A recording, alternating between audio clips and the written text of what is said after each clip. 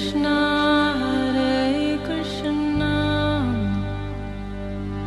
Krishna Krishna Hare Hare Hare Rama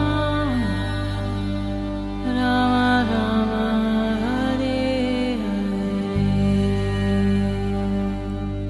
नमस्कार, radio मानव रचना 107.8 पर मैं हूं सरिता आपके साथ और शुरू हो चुका है कार्यक्रम आत्मदर्शन।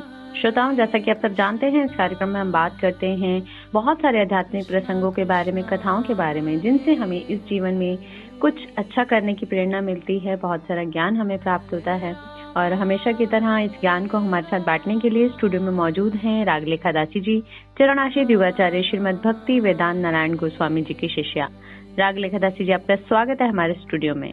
हरे कृष्ण जी। श्रोताओं, आप सब जानते हैं पिछले कई एपिसोड से हम बात कर रहे हैं महाभारत के बारे में। उसकी बहुत सारी कथाएं, बहुत सारे प्रसंग हमने आपको बताए। और पिछले एपिसोड में हम रागलेखा दासी जी से जान रहे थे कि महाभारत का जो युद्ध लड़ा जा रहा है, उसमें जब अर्जुन ने हथियार डाल दिए तो भगवान श्री कृष्ण ने उन्हें गीता का जो ज्ञान दिया, उसके कुछ महत्वपूर्ण तथ्यों को हमने जाना, कुछ महत्वपूर्ण बातों को हमने जाना रागलेखा दासी जी से, कि भगवान श्री कृष्ण ने किस तरह से अर्जुन को समझाया कि ये संपूर्ण सृष्टि मुझ में ही समाहित है, तो इसलिए अपना कर्म कर, ये मत देख कौन रिश्तेदार है, कौन भाई, कौन सखा, सिर्फ और सिर्फ युद्ध करो।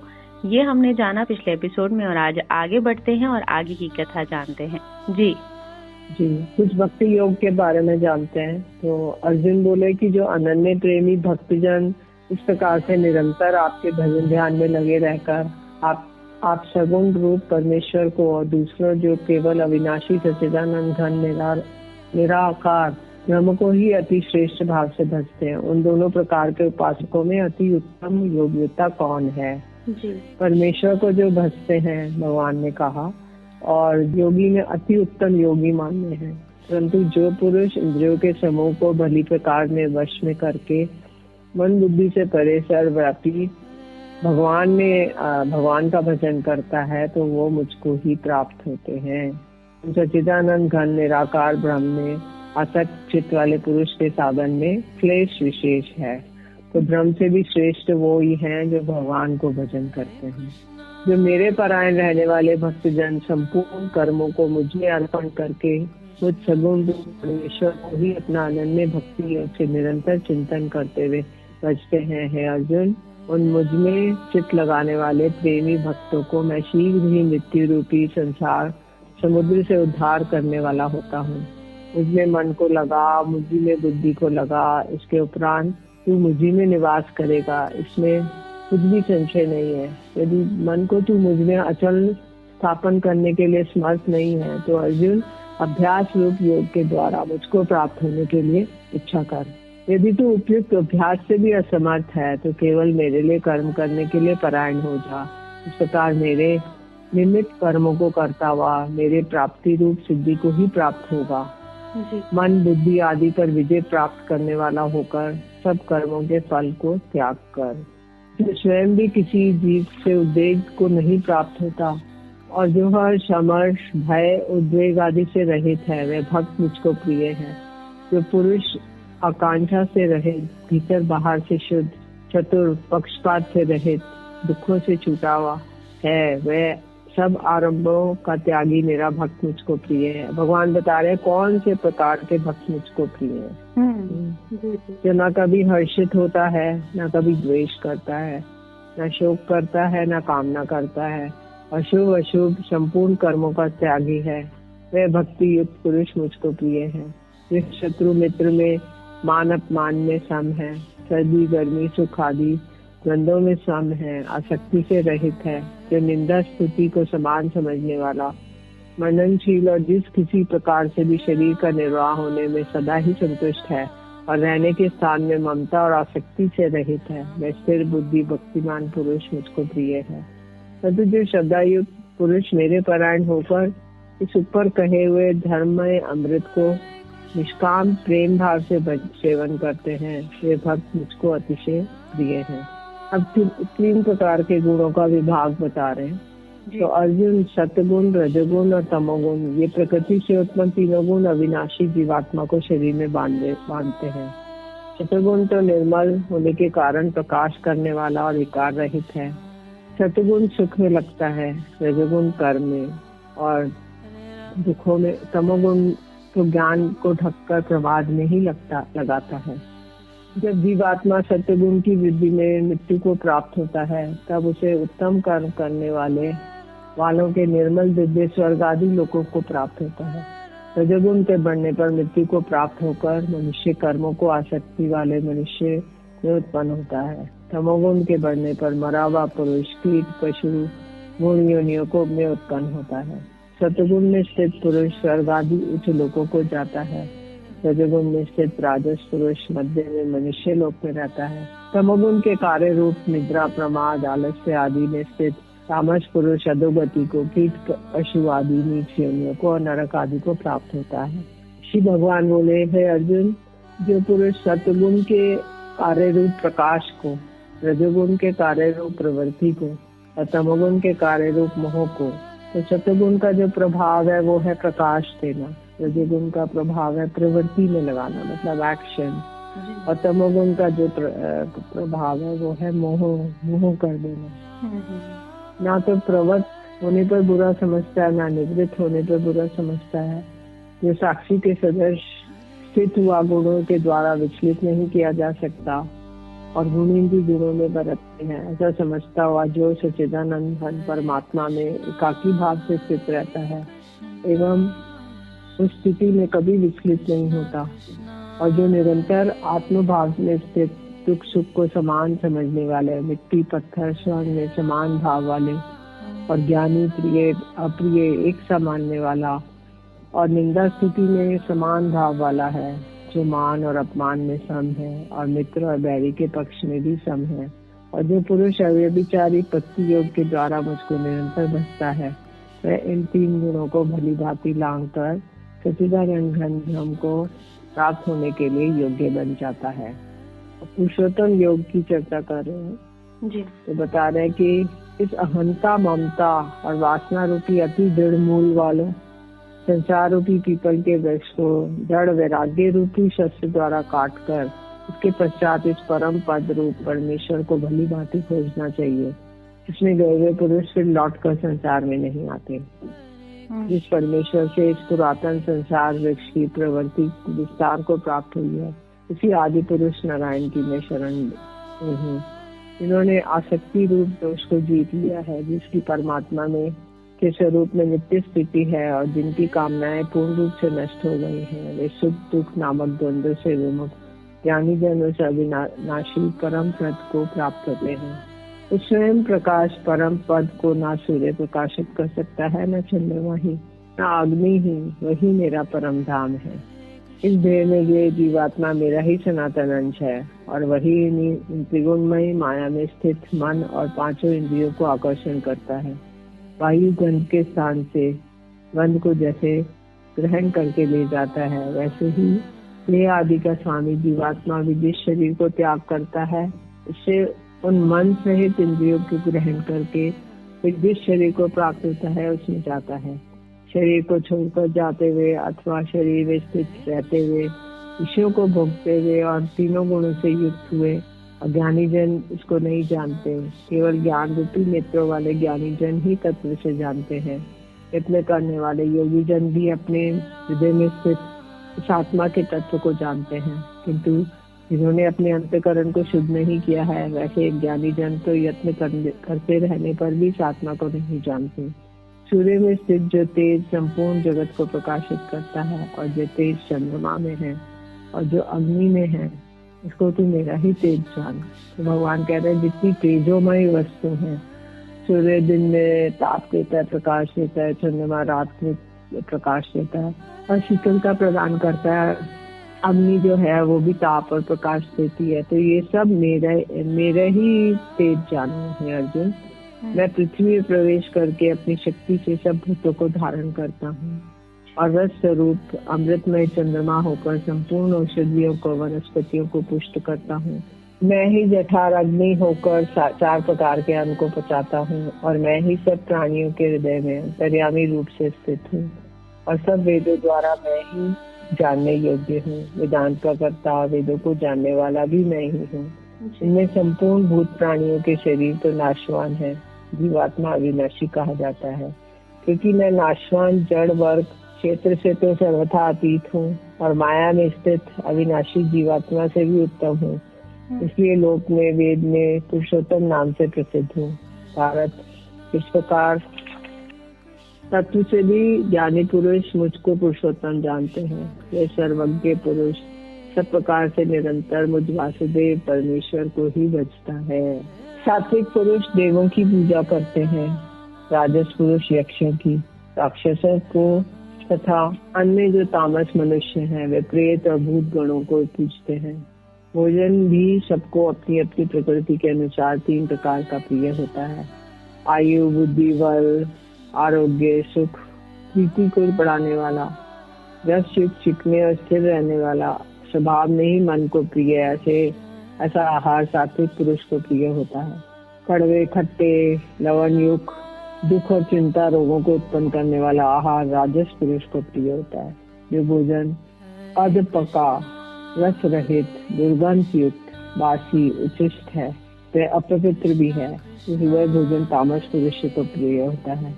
जो शास्त्र विधि से नियत यज्ञ करना ही कर्तव्य है, इस प्रकार मन को फल न चाहने वाले पुरुषों द्वारा किया जाता है, वह सात्विक है। जो यज्ञ केवल दम आचरण के लिए फल की भी दृष्टि से रखकर किया जाता है, उस यज्ञ को तू राजस जान।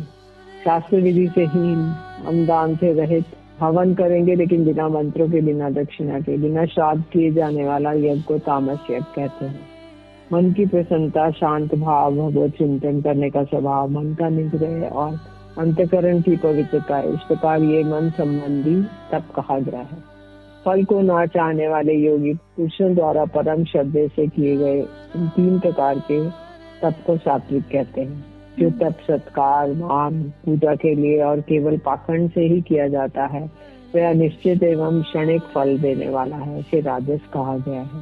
जो तप सुदृढ़ता पूर्वक शरीर की पीड़ा के सहित अथवा दूसरे के अनिष्ट करने के लिए किया जाता है, वह तप तामसी तप कहा जाता है। इस सत्य के बारे में बताया, बिना श्रद्धा से किया वह हवन, दिया हुआ दान एवं तापा हुआ तप और कुछ न किया हुआ कर्म है, वह समस्त असत इस प्रकार कहा जाता है। इसलिए वह ना तो इस लोक में लाभदायक है, ना मरने के बाद ही।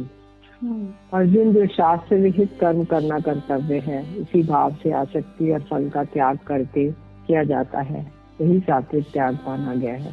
जो मनुष्य अकुशल कर्म से तो द्वेष नहीं करता, कुशल कर्म में आसक्त नहीं होता, वह शुद्ध सत्गुण से युक्त पुरुष, संशय रहित, ज्ञानवान और सच्चा त्यागी है। क्योंकि शरीरधारी किसी भी मनुष्य के द्वारा संपूर्णता से सब कर्म को त्याग देना ही उचित नहीं है। इसलिए जो कर्म फल का त्यागी है वही त्यागी है, वह कहा जाता है। जिस पुरुष के अंतकरण में मैं करता हूँ और ऐसा भाव नहीं है, और जिसकी बुद्धि सांसारिक पदार्थों में और कर्मों में लिप्यमान नहीं होती, वह पुरुष इन सब लोगों को मारकर भी वास्तव में ना तो मरता है और ना ही पाप से बनता है। जिस ज्ञान से मनुष्य पृथक पृथक सब भूतों में एक अविनाशी परमात्मा भाव से विभाग रहित समभाव से स्थित देखता है, उस ज्ञान को तू सात्विक जान। और जिस ज्ञान द्वारा मनुष्य संपूर्ण भूतों से भिन्न भिन्न प्रकार के नाना भावों को अलग अलग जानता है, उन ज्ञान को तू राजस जान। जो ज्ञान एक कार्य रूपी शरीर से ही संपूर्ण के सदृश आसक्त है, जो बिना युक्ति वाला और तात्विक अंश से रहित और तुच्छ है, वह तामस हुआ करता है। जो कर्म शास्त्र विधि में नियत हुए बिना कर्तापन के अभिमान से रहित होकर फल न चाहने वाले पुरुष द्वारा बिना राग द्वेष के किया गया, सात्विक कहा जाता है। जो कर्म बहुत परीक्षण से युक्त होता है तथा भोगों को चाहने वाली पुरुष द्वारा या अहंकार युक्त पुरुष द्वारा किया जाता है, वह कर्म राजस कहा गया है। जो कर्म परिणाम, हानि, हिंसा, सामर्थ्य को ना विचार कर केवल अज्ञान से ही आरंभ किया जाता है, वह तामस कहलाता है। अब बुद्धि भी इसी प्रकार से वो है विभाजित की गई है। तो बुद्धि प्रवृत्ति मार्ग और निवृत्ति मार्ग कर्तव्य कर्तव्य, भय और अभय को बंधन और मोक्ष में यथार्थ जानती है, वही बुद्धि सात्विकी है। हे पार्थ, मनुष्य जिस बुद्धि के द्वारा धर्म और अधर्म का और कर्तव्य अकर्तव्य का भी यथार्थ नहीं जानता, वह बुद्धि राजसी है। अर्जुन, जो तमोगुण से घिरी हुई बुद्धि अधर्म को भी ये धर्म है ऐसा मान लेती है कि इसी प्रकार अन्य संपूर्ण पदार्थों को भी विपरीत मान लेती है, वह बुद्धि तामसी है। जिस अव्यभिचारिणी धारण शक्ति से मनुष्य ध्यान योग के द्वारा मन, प्राण और इंद्रियों को क्रियाओं को धारण करता है, वह बुद्धि सात्विकी है। 3 प्रकार के सुखों को भी मुझसे सुन है अर्जुन। इस सुख में साधक मनुष्य भजन, ध्यान और सेवा आदि के अभ्यास में रमण करता है, वह जिससे दुखों का अंत को प्राप्त हो जाता है, ऐसा ही सुख है। अमृत के तुल्य प्रतीत होने पर भी परिणाम में विष के तुल्य है, इसलिए वह सुख राजस कहा गया है। भोग काल में और परिणाम में भी आत्मा को मोहित करने वाली है। वह निद्रा, आलस्य और प्रसाद से उत्पन्न हुआ सुख तामस कहा गया। पृथ्वी में या आकाश में अथवा देवताओं में इनके सिवा और कहीं भी कोई ऐसा सत्य नहीं है जो प्रकृति से उत्पन्न इन 3 गुणों से परे हो। सब कर्मों को मन से मुझ में अर्पण करके समत्व बुद्धि रूप योग को अवलंबन करके मेरे परायण और निरंतर मुझ में चित्त वाला हो।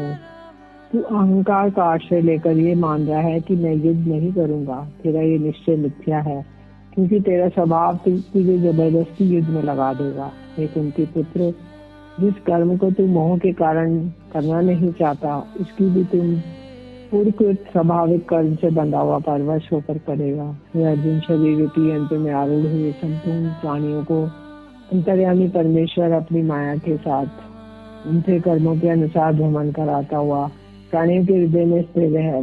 भारत, तू सब प्रकार से उस परमेश्वर को ही शरण में जा। इस प्रकार से ये गोपनीय से भी अधिक गोपनीय ज्ञान मैंने तुझको दिया है।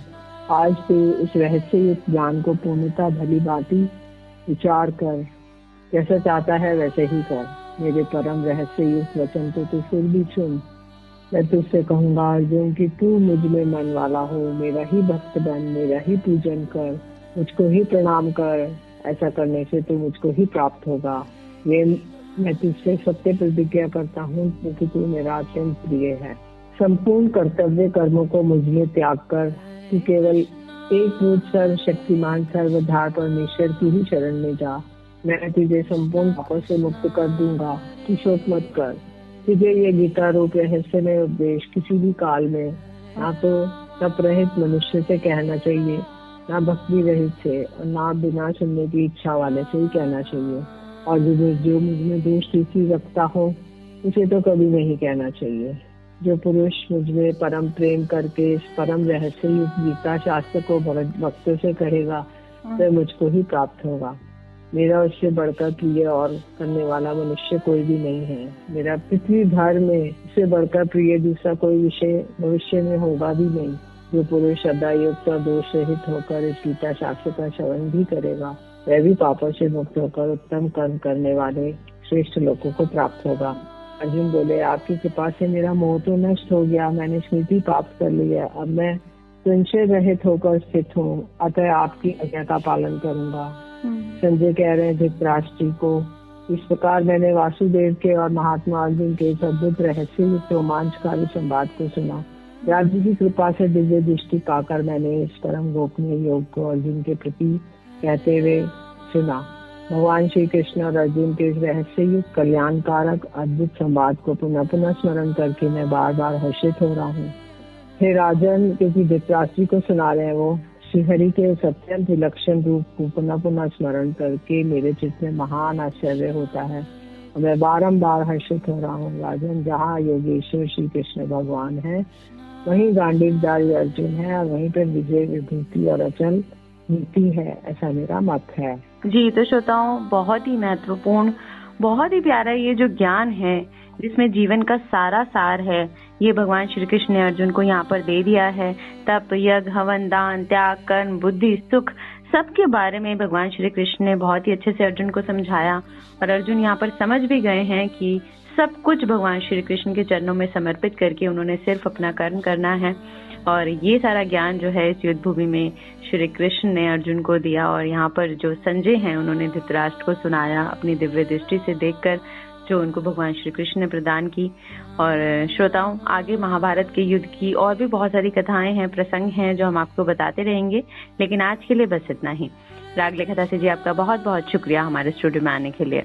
हरे कृष्ण जी, तो श्रोताओं, आज के लिए हमें दीजिए इजाजत और आप सुनते रहिए रेडियो मानव रचना 107.8 पर आने वाले अन्य कार्यक्रम।